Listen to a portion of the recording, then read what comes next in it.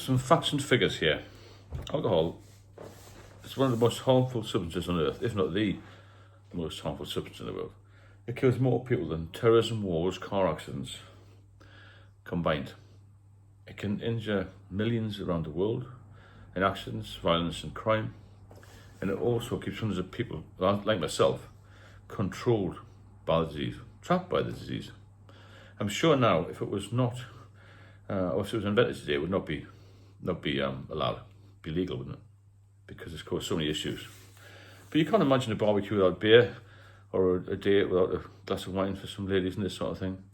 And we drink at the weekend because we think we deserve it, or we drink at night because we're finished work, or we drink because we're stressed and when we're happy, or I was an all-time drink, not an all-time drink, I was happy, sad, good or bad, you know. We drink at home, we drink outside, we drink at sporting events. It's everywhere, isn't it? It's available. But why do we cling to something that harms us so much?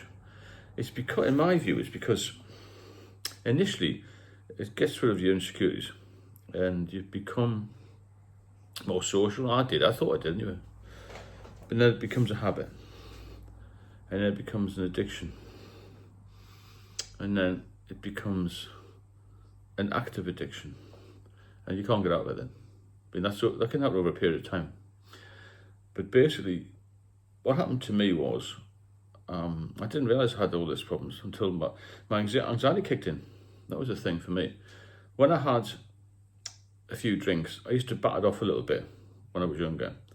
And then I started to get hangovers, which got worse and worse with time as I got a bit older, where I had, dry mouth, and not feeling very well, and then feeling sick, and then starting to take sick leave.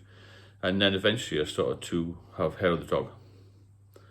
And you're in trouble then. Because my brain was completely addled by alcohol.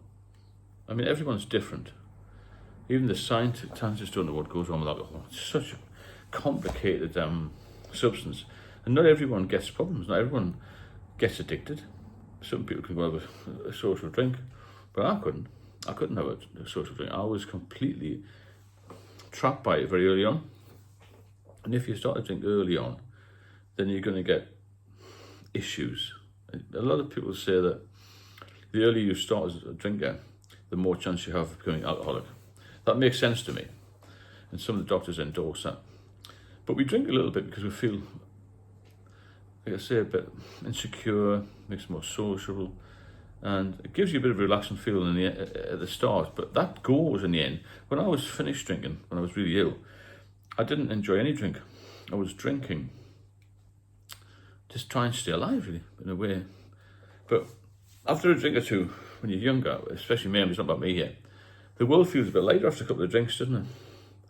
And you find yourself becoming a little bit more yourself, less afraid to talk and laugh and maybe mess about and go to places you probably wouldn't go to normally.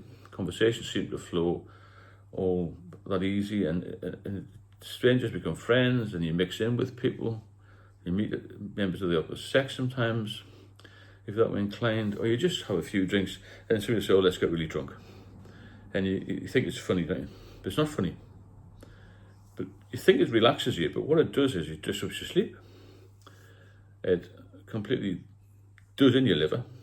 It raises your blood pressure, and it costs a fortune. Your body on regular drinking really will suffer. Really, really suffer.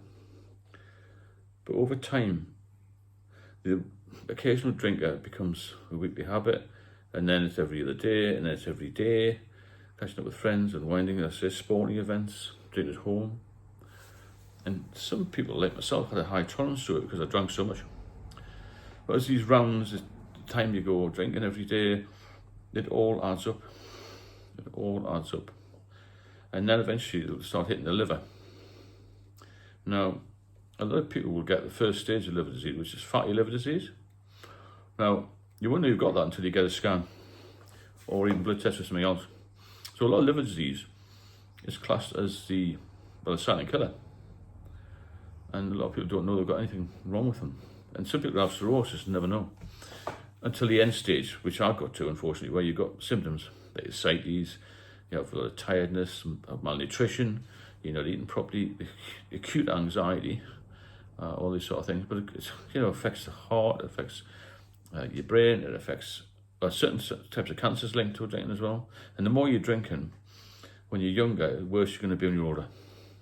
Because what you do today, you're going to suffer for tomorrow, in effect. So if you drink before your 20s, your body isn't really formed properly. And you can get these binge drinkers, especially in the late teens, early 20s, they can get blackout sessions, I never had that. I wasn't really a binge drinker, I was more of a regular drinker.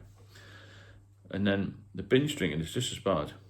A lot of people are binge drinking in late adolescence, and you've got problems later in life with these set of dementia, cancers from the mouth cancer, esophageal cancer, you've got breast cancer even, colon, the bowel cancer, all these different things.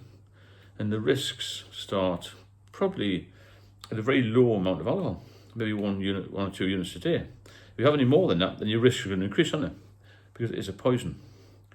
So worldwide, I think it's about, alcohol causes around 750,000 new cases of cancer all over the world, and about 300,000 deaths. Obviously your liver is the main thing, because when you start to get this fatty liver at the start, so it often has no symptoms, and you just carry on. You get this fatty liver, you don't know anything about it. And then the last part of it, you get the cirrhosis. And you may have cirrhosis, as I said earlier, before you have a clue. And it's all scarred then. It barely functions. And in my case, I had decompensated liver disease, where I had lots and lots of problems with it. And then it compensated itself due to the fact I was not drinking. That's the only way to get your liver back in any form of order so you can carry on living. It's as simple as that. Otherwise, you're talking about liver transplants or early death. But it also creates a risk of strokes, thrombosis, all this sort of thing, and people falling up. I hadn't just been falling up. I had a friend who fell and broke his hip. He's not well, he got sepsis after that. And all these accidents are all linked to alcohol. I mean, he's probably about 60 odd, but his body's very weak. He's never done much exercise. He didn't eat properly. He's not going to last long. You should be living at least 70 to 80 years on this planet, and more if you look after yourself. So you've got to think about the obesity factors, the other health problems we link to that, diabetes. And you put all these numbers in, you think, wow, the amount of health problems are incredible. But some scientists say that health problems can start even as low as 1 or 2 drinks a day. So people think, I'm so social drinker, I'll just have a pint after work. Well, nobody goes for 1 pint. But even if you're having 2 or 3 a day, and add all that up over the weeks, months, years, then you're having, I think the latest figures were, the average man drinks about 3 beers a day, which is three times what you should be drinking. 1 beer maybe, but 1 beer nowadays is much stronger than 1 beer in my day. I think the average was about 3.4%. Now it's 5 to 6%. But like I say, you've got other people to think about.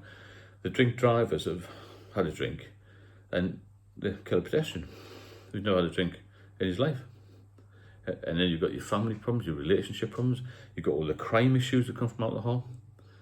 And you've got yourself who's just going to go down and down and down and down, mentally, physically, and emotionally. And then you find your bank balance goes down, you can't go to work, you're having problems getting anywhere on time, then you stop socialising, you become a bit of a recluse, really.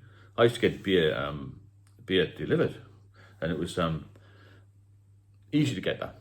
Long before COVID, when there was more regular delivery companies and this sort of thing, you're paying more for your beer deliveries, and I was sitting up all night. I wouldn't look after myself, no self-care, wouldn't after the flat I lived in.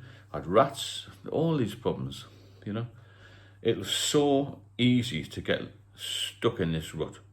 Or as my dad used to say, Dad 4 years ago, he said, once it's got a grip of you, it's so difficult to get off it. It really is. And it traps you, and it will ruin your life early. It's incredible.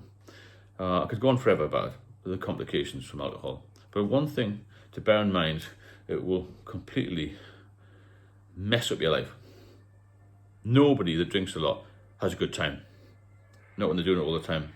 And if you're alcohol dependent, the chance of staying 55 years of age is pretty low. So you've got to look at getting off it, and getting off for life. Staying off it is the thing. But another thing somebody mentioned the other day, they knew somebody who died in a fire. They'd gone home, fell asleep, a cigarette, maybe years before this, fireproof stuff, and they died in a fire. People used to have, remember the old frying pans, chip pans? Leave it on, they would just burn the kitchen down, the whole house would burn down. Horror stories.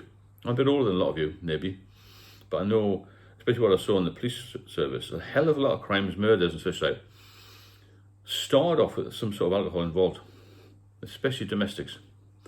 Because people don't go out sober to kill somebody or even have an argument in the house. It's generally domestics are caused by alcohol-induced arguing and lack of money and all the rest of it, and people's way of thinking, get jealousy and all that sort of thing involved in it. So watch what you're doing, for goodness sake.